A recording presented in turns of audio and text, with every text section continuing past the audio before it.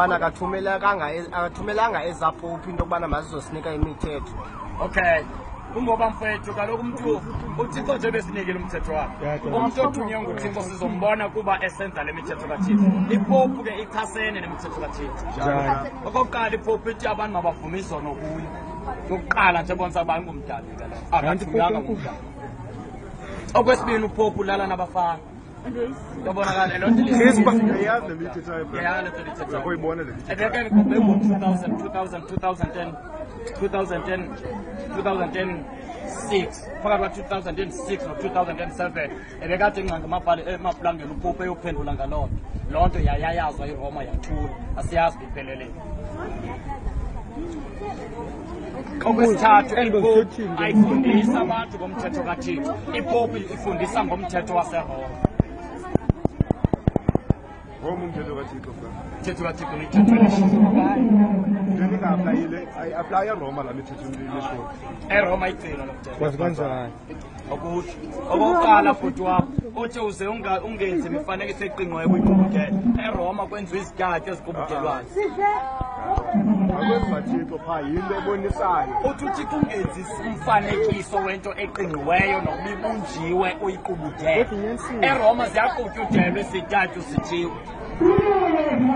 Umthetho wesibini uthi uze ungafumani ulibizi igama lam olifumana elibiza ndekumyeka emsulwa njengoba bequbudela isityatyo balifumana belibiza igama lomntana.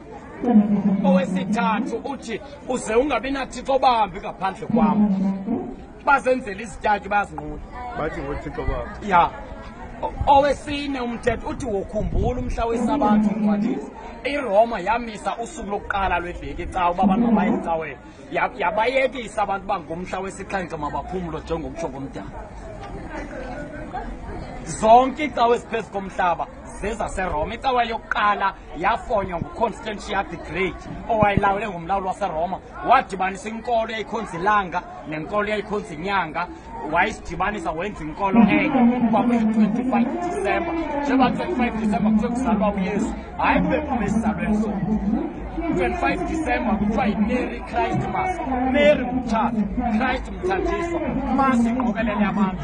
uConstantine waqoka samaRoma watshatisa uthixo welanga nothixo wenyanga wenza uKristu wakhe wobupopu. Wayothatha inkulu yezithixo zamaGrike uZeus yancanyathselwa emnqamlezweni sisitabane esasiyi-artist uMichelangelo Lodovico. I-England yaqephuka i-England yasenzela i-Anglican Church. Waqephuka uMartin Luther wasenzela i-Lutheran Church. Waqephuka uJohn Wesley wasenzela uWesile. Baqephuka baba baninzi njengoba icawa esigcwele umhlaba. I-Roman Catholic Church icawa yehlabathi yamaRoma. Xa uthi Catholic uthetha ukuthi ihlabathi, world Catholic. Ihlabathi lilawulwa yi-Christian religion andithi. Christian religion inkolo yaseRoma ayiyo yonke.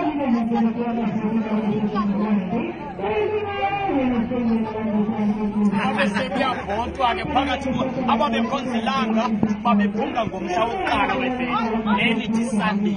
uSunday lo suku lwelanga. Ababekhonza inyanga bephumla ngomhla wesibili lweveki lonithi Monday. nguMoon Day lo suku lwenyanga. Kwavotwa ke phakathi kaSunday noMoon Day basiyophumla ngoluphi usuku wawina uSunday. Kwabe sekunqwaziswe esasityatyo uZeus ilanga phenhloko. Uyambona uZeus emnqamlezweni kunqwasiselanga. Njengautis G ngesiGrike, J-I ngesiGrike uthetha ukuthi Thixo. Njengoba nge-English kungu-G-O-D God. NgesiGrike G uthetha ukuthi Thixo. Ewaya ngu-G Zeus. Oko kukuthi Thixo uZeus. I-Old English tayifika yajika la I ka-G. Wabafaka ibona kwaphuma u-J. Ngokupronounce kwabo ke bathi G ngoba i-English ayibizi ngale ndlela elibhalwe ngayo igama. Bathi G.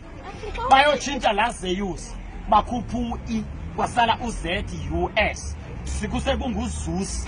Bampronounce wrong bathi Zas. Kuba o-U kwi-English bathi bo-A. Bathi Zas. Kwaphuma ni Jesus.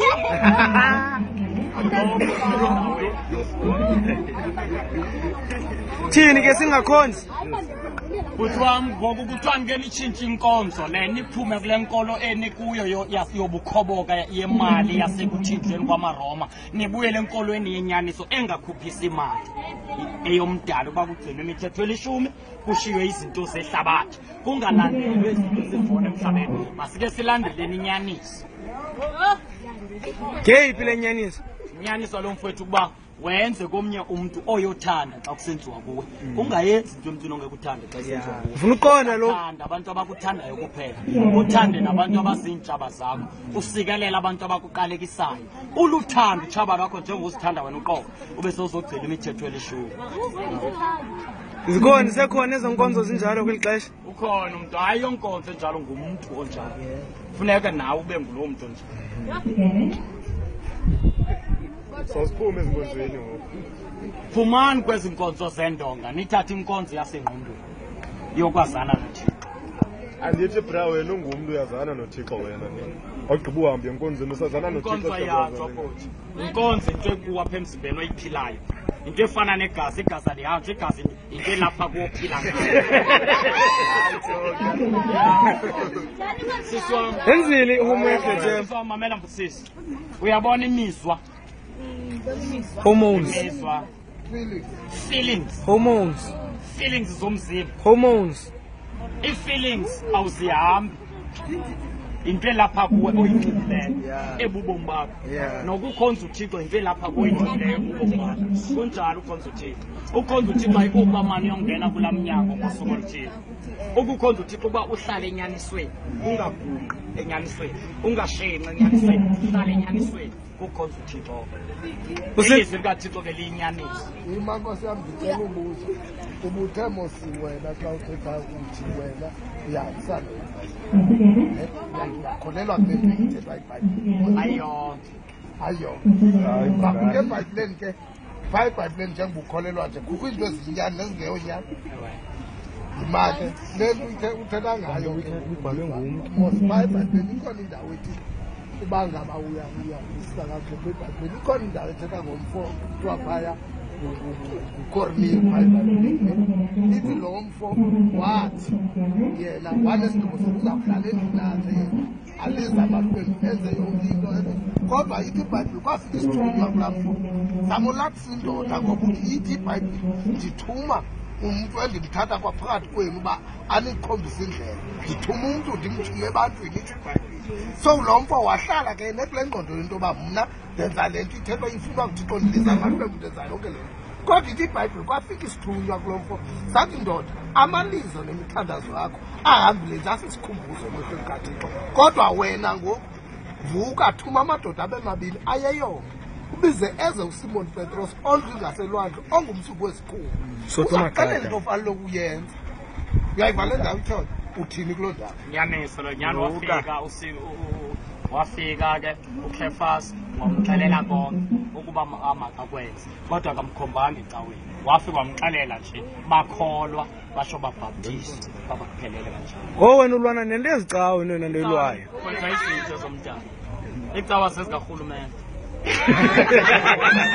Andithi mamelaka andithi cawe zilawula eParliament andithi iCouncil of Churches Alan Busako Desmond Tutu balapha eParliament kwiCouncil of Churches. Into ukuba ke icawa zezikaThixo bezolawula emazulwini kaloku hayi eParliament beParliament sesitulo sikaSathane.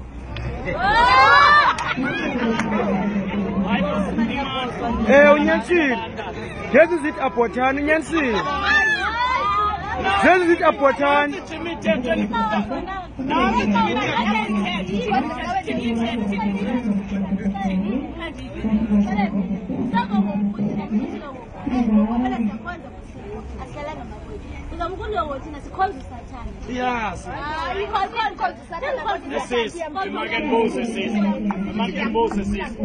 obuphi ubunzima obuvayo ngalo Thixo omkhonzayo? Akumxelele nje ubunzima obuvayo uba heyi ucela ubunzima ngenxa yale ndlela ndinyamezela uba bekuya ngokwam uba ndiyalahla kodwa ngenxa yesethembiso ndinyamezela bobuphi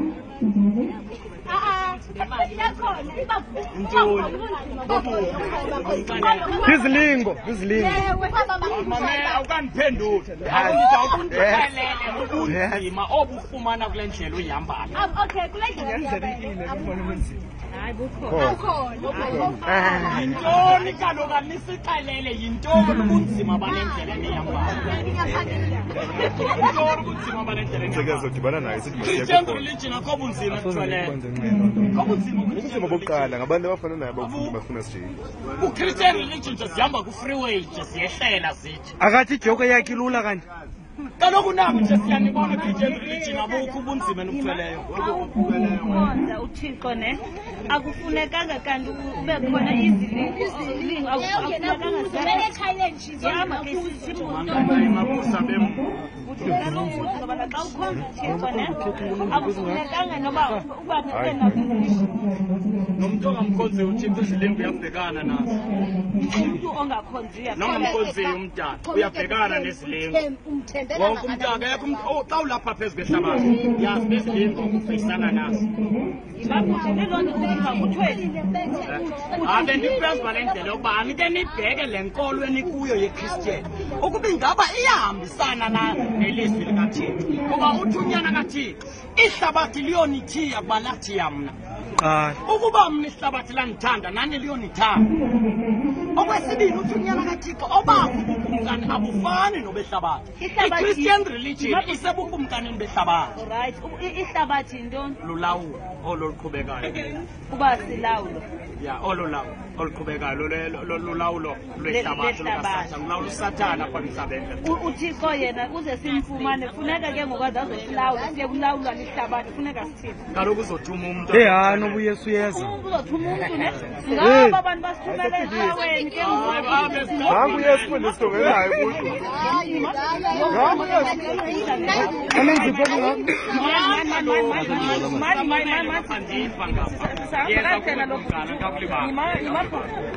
uthi ke ngoku ne uThixo uzawuthumela umuntu ne uze ke ngoku umazi ne lo muntu uzawudigqezela ngani esuka kuThixo kaloku esuka kuThixo uThixo usemazulwini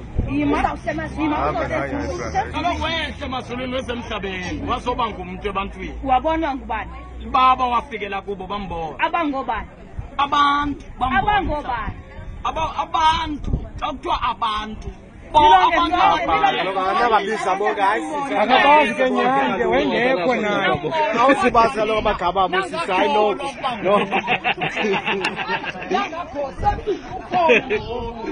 ulapha phakathi kwenu ningamboni ubani nanifuna ukubona esystematize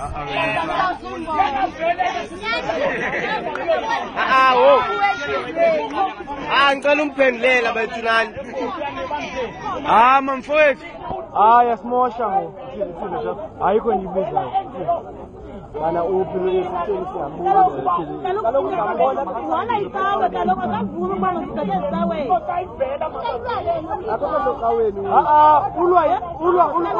kaloku neqwayena ngomlomo kuthumele umntu ke ngoku mnye laa mntu ukuthi uthumele umntu kaloku ze nikhumbule uThixo uyi-3 in 1 yabo uyi-3 in 1 yabo ungumoya oyingcwele ngubani ethi umoya oyingcwele ukho umoya oyingcwele phakathi kwenu ukhona kaloku naye yabo inkolo yaseroma inkolo yamaroma akuyo nkolo uzawubethwa ngogofu Christian religion i-Christian religion iqokelela yezithixo zamaroma God Allah God Lord Amen Tammuz Balipior Zeus ilanga inyanga Horus Apollo baphayana kwi-Christian religion Emqondo John Paul kahle. ufuna ke ngoku usiqalele into ibeyi-1 sithi buyani zogcina imithetho elishumi nishiye izinto zehlabathi sibuye phi nibuye Nyawo. kwezizeno nizihambayo buyisa inyawo kwento zithethayo ezinkonzweni bra okanye mama ndithi mfowethu buyisani iinyawo zenu ezinkonzweni zehlabathi nibuyele enkonzweni yomdali ebeyixelile nje mane beyixelile sanumoya manje mna ndinayo inkonzo yami mna imithetho yawo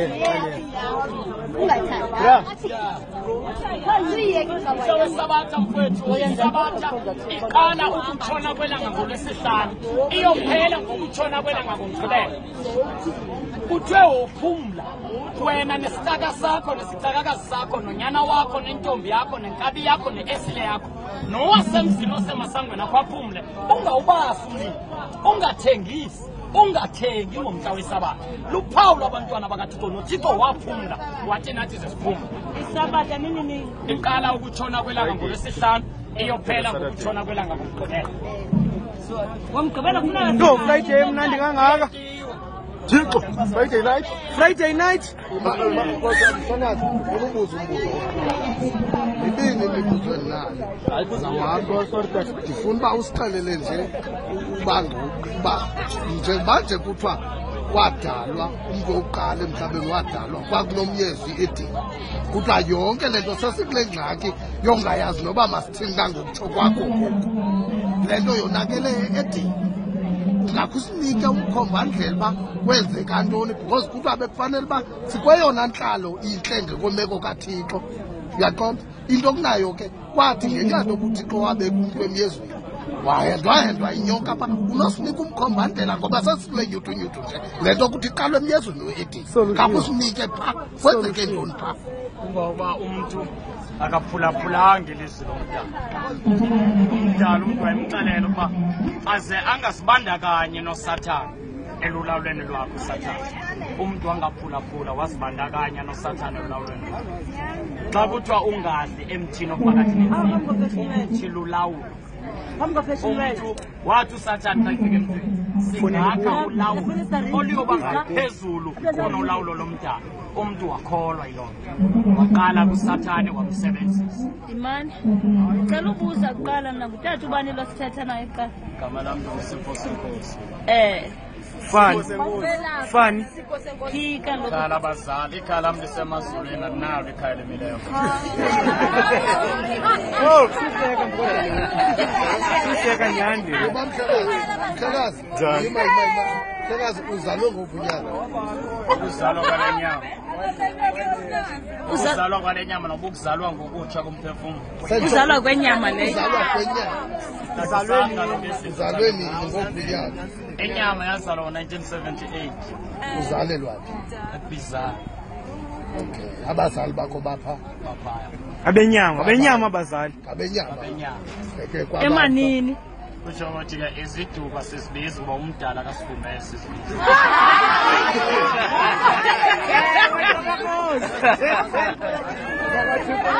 Mhlekazi, ndiza nombuzo wami wesibili njengoba benje. Uyabona xa uthetha ndibale le nto yendoda. Ganesh. Uthe kamandi kum ngelaa xesha wathi ezinye izinto ezisebhayibhileni uyahamba maki. Kukho indawo phaa ngoba uthi masiphume ezindongeni. Kwincwadi yezenzo phaya kukho indawo apha ekuthiwa lo mfo kwasekuzalweni kwakhe wazalwe sisiqhwala. Kwathi ke ngenxa nto baba bantu njengabantu esibabonayo nangoku apha etawuni bekho lo mfo wancwasa into yoba wayibona uba eyona ndawo irayithi azawufumana kuyo into eyawumnceda kule meko makohlala emnyangweni wetempile apho kungena khona qho abantu beze enkonzweni. Apha ke siva kuthiwa kunamadoda amabini apha uPetros noYohane abathi bona xa bethetha noYesu bembuza uba ezi zinto zenzayo singathini nathini bazi siphumelele ukuthi sizenze. Wathi uYesu kubo okokuba ngaba nina ndiyakholwa ninokukholwa ngezinto ndizenzayo nikholwe kum ngeneni nangenyaniso zingenzeka nakuni. Kuthi uYesu kula madoda amabini kulo mfo ke ngokuhlela emnyangweni wetempile ungcibayo uzelwe sisikhwala kufika uPetros noYohane. Bafika kuye lo mfo wancwaza into yoba mabenze njengokuba besenzile abantu abaninzi bemane begalela into kwesitya sakhe. Wathi uPetros sijonge thina sikhangele kakuhle sinqale nalapha kuthi. Wathi uyabona isilivere negolide thina sinayo kodwa ngegama phakama uhambe. Kuthiwa saphakama eso sikhwala saphakama sahamba sangena etempileni kwamangala abantu abaninzi etempileni ngaphakathi. Athi uPetros kwabantu obona uba bantu bathe ngqa bajonge uPetros wathi ingaba kungawethu namandla lento nikhangele kuthi ngoba uyesu uthe kubo ukuba ngaba ninokholwa ngenene nangenyaniso ezinto ndizenzayo zingenzeka nakuni nikholwa nyani bathe bothetha nesi sikhwala saphakama saqhumaxhuma sangena etempleni kwamangala abantu abaninzi abasetempleni ludonga ke mosolo itempile ngawutsho kwakho uyandiba khandicacisele kuloo ndawo. Okay kumkhano wam kutsho ukuthi kukhona itempile kukhona isikhungo sezahlukene. Itempile ikaThixo, izikhungo zezabantu. uThixo akekho esikhungweni, ezikhungweni kumiswa imithetho yabantu. Ezindlu icawe zesizibona zigcwele umhlaba zizikhungo, yiloo nto zibizwa ngamagama efounder zazo kuthiwa yiwisile le kungoba yafoundwa nguJohn Wesley. Yiloo nto kuthiwa yiLutheran Church ngoba yafoundwa nguMartin Luther King. Sisikhungo esi. Itempile yenziwa nguThixo. uThixo wenza itempile yakhe umuntu wabeka umoya wakhe kuyo ukuze ahlale. Wafika uSathane wamhenda umuntu waphuma umoya kaThixo emntwini. Yiloo nto ethi uThixo umoya wami awuyikulawula emntwini. Kungoba umuntu akasathobile, akasafuni kuyapha. uThixo wonyula uSirayeli kwintlanga eziphezu kwehlabathi. Hayi kuba uSirayeli ebenomahluko kwezinye inhlanga ngoba iyafana nezinye inhlanga. Koko kuba uThixo usebenzisa umuntu kwabanye abantu. Hamba ndiyakuthi. Wonyula uSirayeli baSirayeli ndizobeka igama lam kuwe, ndibeke indumiso yam kuwe, ndizizukise mna ngawe ezinhlangeni. Inhlanga zibona ulawulo lwam ngawe. Wena thembeka kuwe, uhambe endleleni yakho. Kube sekufike. Shukuthi ke kumkani wam uThixo wabonisa uMoses ngomfanekiso intente amaka yakhe. Kule ntente hayi babe kuthiwa kuyokhoga amasabatha kuyiwa khona. Kula ntente bekuhlala ababingeleli. Kukhona isibingelelo nendawo engcwele ngcwele. Ukuze umuntu xa onile asondezwe abuyiselwe kuThixo ngumbingeleli. Shukuthi ke yenzeka leyo nkonzo yababingeleli ukuhlala ababingeleli kuyo ntente leyo yaleyo nkonzo yokusondeza abantu kuThixo benqenqezela izono zabo. Kwazofika uDavide waba yikumkani, wenza ibhomakazi lakhe lomzi. Uthe xa ijonga umzi wakhe ejonga ababingeleli besizwe sakhe behlele ententeni negama loThixo wakhe lisententeni, wabona uDavide ayikhona ngeke ndilunga, kungcono ndimakhele indlu. Bathutha ababingeleli phaya negama likaThixo bazohlala kule ndlu, kodwa uThixo akamvumelanga. Wathi wena sowulwe impi ezininzi izandla zakho zinegazi sendiyokakhelwa nguSolomon, kodwa yazi ntoni uba mnandihlala endlini yakho ngezandla. Zonke ezo zinto isandla sam sazenza zabakhona, kodwa ke ngunyana yokwenza uSolomon. Nyani wafika uSolomon naye waba yikumkani wayakha iYerusalem, wathuthwa kwazohlali wakho. Apha kule Yerusalem khona babingeleli abo balinde ukuza kombingeleli omkhulu esasizopheleliswa ngayo. Xa ifika umbingeleli omkhulu ufika kule ndlu, laa nto uDavide wayijongile ukuyakhela yona ayisenziwa apha kugwetywa ngomvuzo. Utyala lenkedama lithethwa nelomhlolokazi. Apha into eseyisenzeka kule ndlu sekuyathengiswa apha kwenzelwana amaqashiso. Uthi indlu kabawo yokuthandaza nenza umqolomba wezihanga ababetha abakhuphe ababona apha enhlizweni uba ngale nto engesenziwa senzayo awuyisa itafula dedela amahoba ahambe enhlizweni bafuna ukumbulala ngesenzo. Athi le ndlu noyidiliza mna ndiyakhe entsuku ezintathu. Bona bathi lo muntu uyadelela, lo muntu le ndlu ingcwele yakhiwe 46 years uthi uzoyidiliza yakhe 3 days. Kanti wayingathethi ngezinto wayithetha ngiyambulala, kodwa ngomhla wesithathu wathi xa efa safa naye, wathi xa ivuka savuka naye. Ngoku wavuka sithi imizimba le yenu yitempile kaThixo. Phaa kwi-Old Testament babingeleli ayikho indawo ethi imizimba yethu itempile kaThixo. Bekukhothi iYerusalem kuthiwa yitempile kaThixo. Kuthe ngokufika kwakhe ke afe kwaphalala igazi lakhe, wavuka sithi ke ngoku ndizohlala apha ebantwini bam. Yiloo nto kuthiwa sinombingeleli omkhulu phezu kwendlu kaThixo. Indlu kaThixo ke babantu abenza intando kaThixo.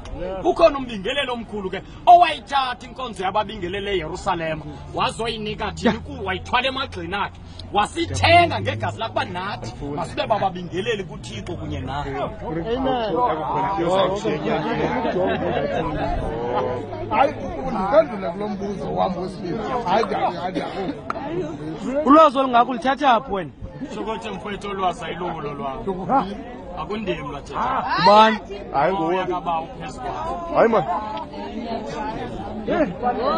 Siyamfuna nathi.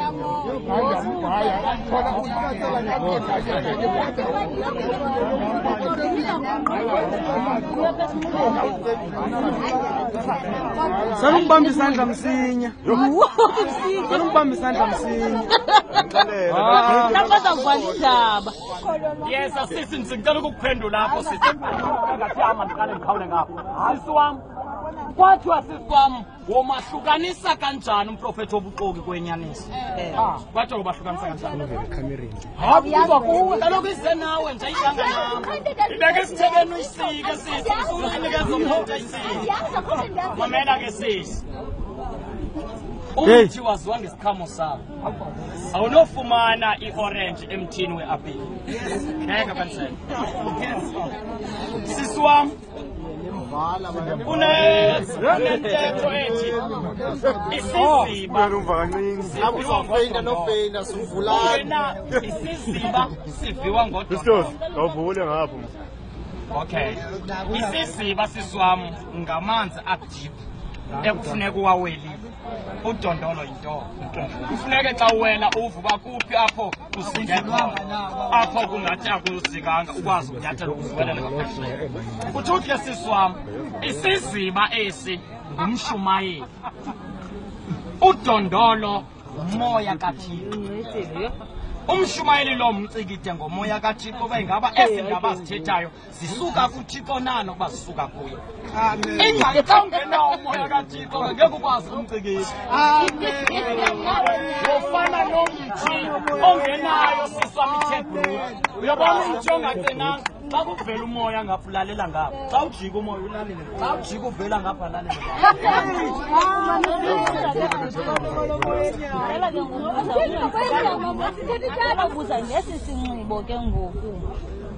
Okay. Esi sinxibo sisi wami kusho ukuthi wathi umdala xa sibona ububi busanda ehlabathini masibhinqeni ingubo ezikrweka.